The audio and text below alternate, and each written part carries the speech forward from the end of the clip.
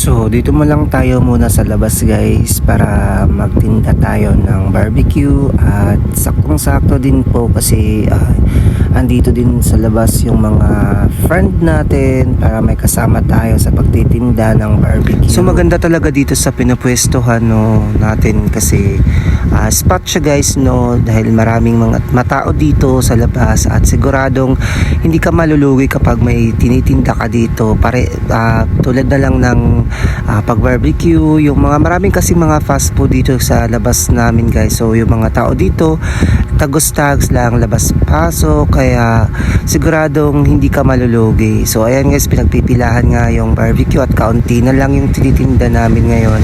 So barbecue ng kaibigan ko guys, sinamahan ko lang. So dito kasi kami at naboboring kami sa loob ng bahay kaya plano namin na samahan na lang muna namin siya dito sa labas guys. So perfect dito guys. So dito lang muna. Bye bye.